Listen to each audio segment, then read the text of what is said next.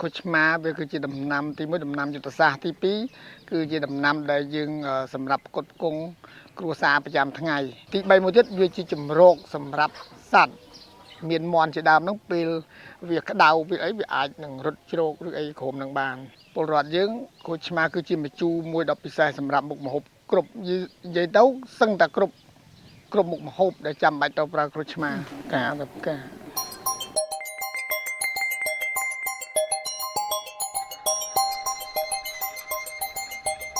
ខ្ញុំបាទឈ្មោះនប់សវិន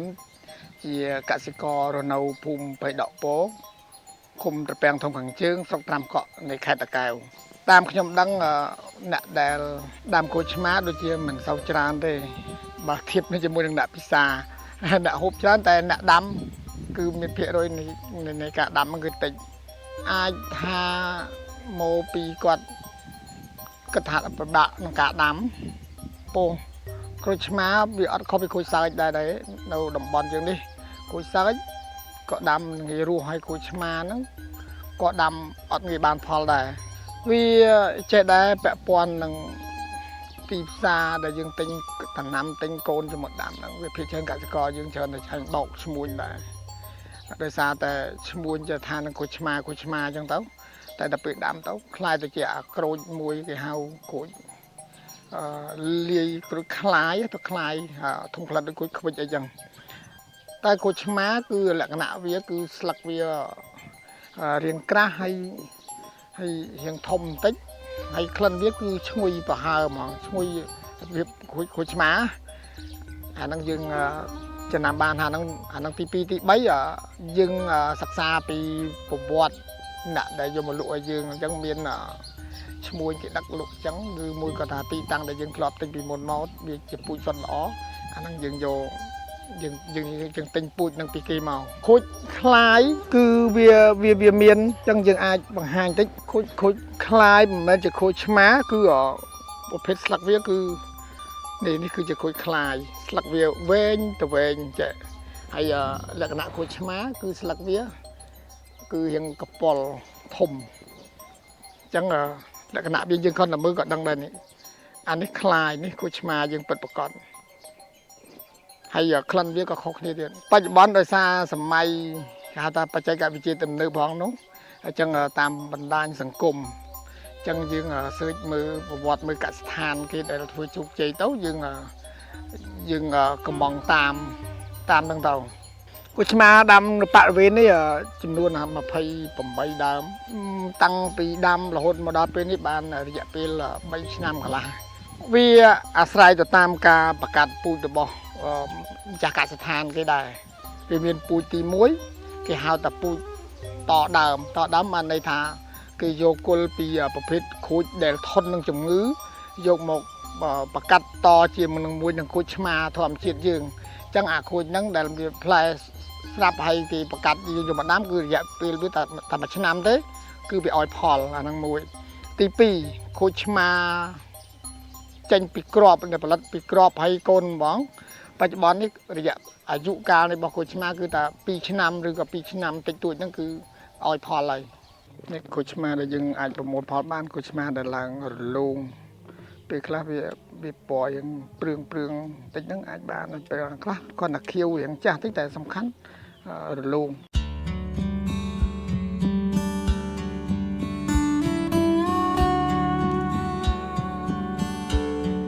យើងចេះតែលឺសូរកសិករយើងចេះនិយាយតគ្នាទៅក្នុងការដាំពិបាកក្នុងការដាំតែបើសិនជាយើងអាចសិក្សាបន្ថែមពីចំណេះដឹងនេះអាចនឹងដឹងថាក្រូចឆ្មាគឺជាដំណាំមួយដូចជាមិនពិបាកក្នុងការដាំទេទី1គឺយើងធ្វើដីនឹងឲ្យបានស្អាតទី2ដីដែលយើងបំរុងនឹងដាំក្រូចឆ្មាគឺយើងត្រូវកាប់កលុកវាទៅគេអត់ជំរៅប្រហែលជា3តឹកទំហំ4តឹកអីហ្នឹងហើយជាទូទៅខ្ញុំជាទម្លាប់ខ្ញុំដែលដាំបាននេះគឺយើងយកដីនឹងចេញហើយយើងយកដីផ្សេងហៅថាប្រភេទដីមមូកបានន័យថាដីដែលមានស្លឹកឈើងាប់ដីដែលពុកផុយពីសម្រាមហ្នឹងយើងយកមកដាក់បំពេញកលុកហ្នឹងហើយដាក់ឲ្យវាខ្ពស់ ពីលើដីទៅធម្មតាប្រហែលជាមួយទឹកអាហ្នឹងការពីកម្ពុជាស្រុតហើយដល់ពេលដែលយើងដាក់ដាំទៅគឺដំណាំយើងវានឹងចាប់ឫសល្អកូនក្រូចឆ្មាហ្នឹងយើងទិញអាពូជតដើមហ្នឹងយើងអាចទុកចន្លោះវាពីមួយដើមទៅមួយដើមហ្នឹងរយៈចម្ងាយវាអាចពី3ម៉ែត្រ3ម៉ែត្រកន្លះល្អតែបើសិនជាក្រូចពូជគ្រាប់នឹងអាចរហូតដល់ទុកដល់4ម៉ែត្រ4ម៉ែត្រកន្លះដោយសារតែទុកឲ្យវាបែកមែកយើងដំណាំពេលណាដែលមែកវាទៅគងលើគ្នាបានន័យថាផលអត់ទៅអស់ទេអញ្ចឹងយើងធ្វើម៉េចកុំឲ្យមែកហ្នឹងវាដល់គ្នាចាក់លើគ្នាប្រព័ន្ធទឹកយើងបើសិនជាយើងមានលទ្ធភាពយើងរៀបចំជាប្រព័ន្ធរយោជាតំណក់ទឹកក៏បានដាក់តាមគល់វាហ្នឹងតែបើគ្មានលទ្ធភាពទេគ្រួចទៅ20 30ដើមនេះយើងអាចអូសរយោបាញ់ស្រោចគល់វាទៅក៏បានអានឹងអាស្រ័យទៅលើយើងដែលជាម្ចាស់ដំណាំគូឆ្មានេះដំបូងយើងអាចប្រើជាលាមកសัตว์មានលាមកពុកផុយធ្ងួតមានលាមកគូមានមន់ជាដើមហ្នឹងពីដំបូងអាហ្នឹងយើងដាំដំបូងតែក្រោយមកទៀតដោយសារតែយើងចំមន់ចំអីខ្លួនឯងបានអញ្ចឹងទៅយើងអាចយកលាមកមន់ហ្នឹងយកមកដាក់តាមគល់ដំណាំហ្នឹងវិញហើយដំណាំលូតលាស់ទៅមន់រត់ជ្រោក្រោមហ្នឹងទៅហើយដល់លាមកមន់ហ្នឹងយកមកដាក់ជាចំណីរបស់ក្រូចឆ្មាវិញ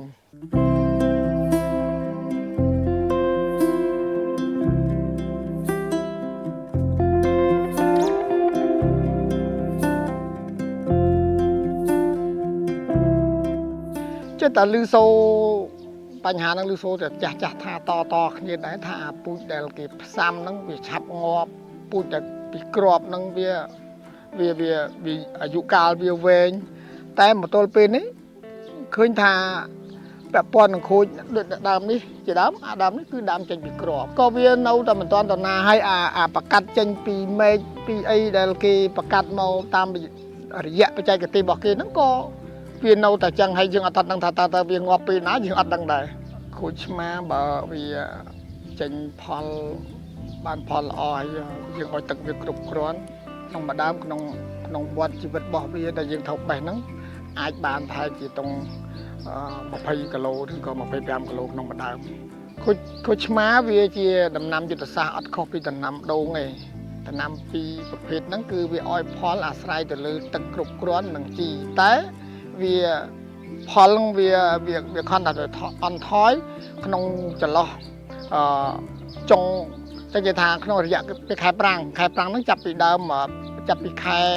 យើងខែ12ខែអីមកអានឹងខូចឆ្មាអត់សូវឲ្យផលទេតែបើពីខែ6ខែ7ខែ8ហ្នឹងគឺខូចឆ្មាភាគច្រើនគឺចេញផ្លែផ្កាល្អគឺអត់សូវល្អទេអត់សូវមានទេដោយសារតែវារងសម្ពាធនឹងកម្ដៅរលកកម្ដៅខ្លាំងហើយអញ្ចឹងធ្វើឲ្យខូចឆ្មាយើងអត់សូវវាខុសគ្នាយ៉ាងដែរអាពេលដែលវាឲ្យផលល្អអាធម្មជាតិក៏អំណោយផលអញ្ចឹងអាទិន្នផលវាក៏ឲ្យខ្លាំងអញ្ចឹងយើងក៏បានកសិករផ្សេងទៀតក៏ផលិតបានអញ្ចឹងធ្វើឲ្យតម្លៃរបស់គូឆ្មាហ្នឹងមានការថមថយចុះដែរបើធៀបនឹងខែនេះបានន័យថាវាអាចខុសគ្នារហូតដល់សឹងតែ3ដងសម្រាប់យើងនិយាយខែនេះគឺខែ1ខែ2នេះចឹងនិយាយថាខែ2ខែ3នេះអញ្ចឹងគូឆ្មាវាឆ្នាំនេះហាក់បីដូចជាមានតម្លៃនឹងហក់ឡើងខ្ពស់ហើយគូឆ្មាដែលផលិតបានអត់ពិបាកក្នុងការលក់ទេគឺឥឡូវនេះឈ្មួញដែលគាត់ត្រូវទិញហ្នឹងក៏គាត់កំងច្រើននឹងទី1ទី2អ្នកដែលប្រកបមុខរបរអាជីវកម្មមានលក់ពងទាកូនមានលក់ស្អីហ្នឹងគឺគេមកទិញដល់កន្លែងយើងទិញមកដល់កន្លែងយើងដាំមកមានតែអត់មានផលផ្លែហ្នឹងដើម្បីផ្គត់ផ្គង់ឲ្យគេទៀតចូលខែ3នេះខូចឆ្មាឡើងរហូតដល់7000 8000មានកន្លះពេលខ្លះអាចរហូតដល់10000រៀលបើយើងធៀបនឹងខែសម្បូរតម្លៃធ្លាក់រហូតដល់ទៅ2500ទៅ3000ខែសម្បូរបើកាលយើងសម្បូរយើងដីខូចឆ្មាដែលយើងដាំ28 78ដើមនេះវាអាចក្នុងមួយថ្ងៃអាចប្រមូលផលបានពី5គីឡូទៅ10គីឡូបាច់ចិត្តជាលុយបើខែសម្បូរវា5គីឡូវាអាចក្នុងមួយថ្ងៃបានទៅ20000ជាងអីដែរព្រោះវាថោក តែបើថ្លៃចេះបើសិនជាបានដូចអាខែយើងសម្បូរអានឹងវារហូតដល់ជិត 100000 នោះតែអត់បានទេបានតែ20000ជាងឯទេក្នុងមួយថ្ងៃវាយើងអាចបេះរំលោះប្រចាំថ្ងៃក៏បានយើងអាចនេះក៏បានព្រោះអាហ្នឹងវាទៅចាស់ទៅខ្ចីឡើងមកចាស់បដើអាហ្នឹងអាស្រ័យទៅលើយើងបេះពង្ហុកអស់ក៏អស់ទៅដល់យើងបេះថ្ងៃនេះបេះដើមនេះថ្ងៃនេះបេះមែកនេះចឹងទៅអាហ្នឹងសឹងតែបេះរាល់ថ្ងៃពេលតែវាអោយផលខ្លាំង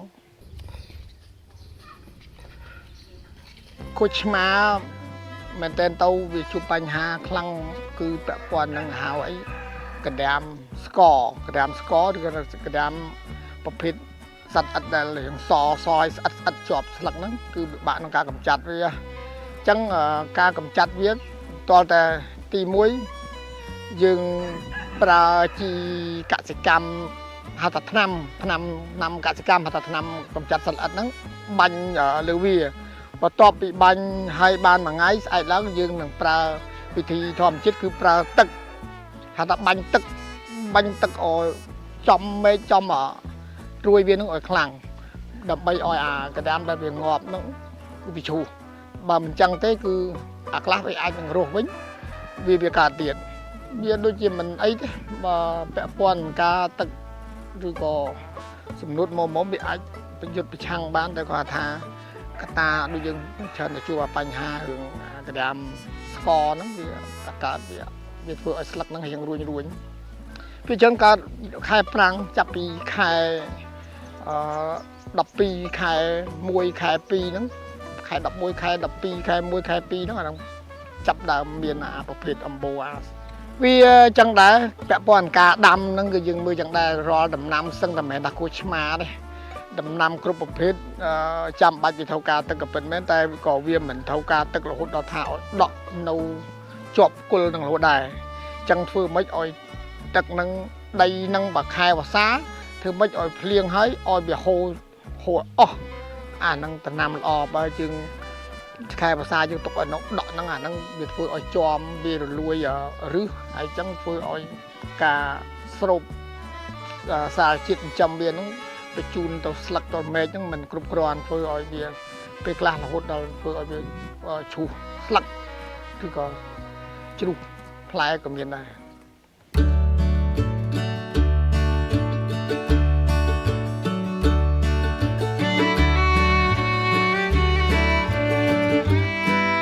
តាមពិតដំណាំអីក៏ដោយឲ្យតែយើងមានឆន្ទៈគឺហើយឬក៏មើលថាមានហៅថាមានបំណងណាអញ្ចឹងទី1ទៅមានដីយ៉ាងតនេតិចអញ្ចឹងទៅតនេពេកគាត់ថាដីរៀងវាលកន្លែងហ្នឹងវាអាចទៅមើលទៅរៀងសឡោះ 3-4 ម៉ែត្ររៀងវាលយើងអាចដាក់គួរឆ្មាបានម្ដងហ្នឹងទៅហើយមានទឹកមានអីខែប្រាំងសម្រាប់ស្រោចដូចជាប្រចាំអញ្ចឹងទៅអាហ្នឹងគឺអាចដាំបានហើយគួរឆ្មានេះវាជាជ្រុងមួយនៃភូមិបកហៅថាភូមិបកនៅស្រុកច្រើនហៅថាភូមិបក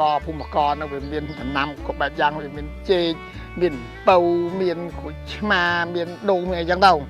ញ្ចឹងគួរឆ្មាបើសិនជាយ៉ាងកំសោយណាក៏នៅតាមផ្ទះមួយត្រូវមានម្ដងពីរដើមដើម្បីផ្គត់ផ្គង់គ្រួសារតែខ្ញុំធ្វើនេះគឺលក្ខណៈចង់ធ្វើជាហៅថាអាជីវកម្មហងទេដើម្បីចំណូលបន្ថែមពោលក្រៅពីហ្នឹងដីតនីក្រៅពីហ្នឹងយើងអាចដាក់ដំណាំផ្សេងបានទៀតមានដូងមានអីជាដើមតែនេះគ្រាន់តែហៅថាដំណាំរួមផ្សំមួយទី1ដើម្បីផ្គត់ផ្គង់ជីវភាពគ្រួសារទី2គឺដើម្បីរកចំណូលតាមរយៈដំណាំគូឆ្មានេះមួយជ្រុងផងយើងកសិករមួយរូបយើងមិនមែនបដោតទៅលើថាដំណាំគូឆ្មាមួយជ្រុងនេះទេនេះហាក់ដូចយើងបញ្ជាក់ពីខាងដើមនេះវាគឺជាជ្រុងមួយនៃការផ្គត់ផ្គង់សេដ្ឋកិច្ចគ្រួសារហើយជាការបង្កើនចំណូលហើយក្រៅពីហ្នឹងខ្ញុំមានចិញ្ចឹមមាន់ជាលក្ខណៈបច្ចេកទេសហៅថាពាក់កណ្ដាលបច្ចេកទេសធម្មជាតិហងហើយយើងពាក់កណ្ដាលបច្ចេកទេហងឥឡូវនេះអាចចិញ្ចឹមដល់ទាកាប៉ាហ្នឹងក៏សាកល្បងចិញ្ចឹមចង់និយាយថាក្នុងនាមជាកសិករត្រូវតែសាកឲ្យបានគ្រប់មុខតាំងពីការដាំដុះតាំងពីការចិញ្ចឹមតាំងពីគោមានដូងមាន ស្អីគ្រប់មុខទៀតដើម្បីផ្គត់ផ្គង់ជីវភាពគ្រួសារ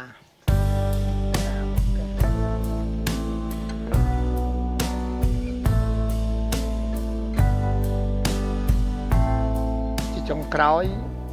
ក្នុងនាមខ្ញុំជាកសិករមួយរូបរស់នៅទីនេះសូមការផ្ដាំផ្ញើក៏ដូចជា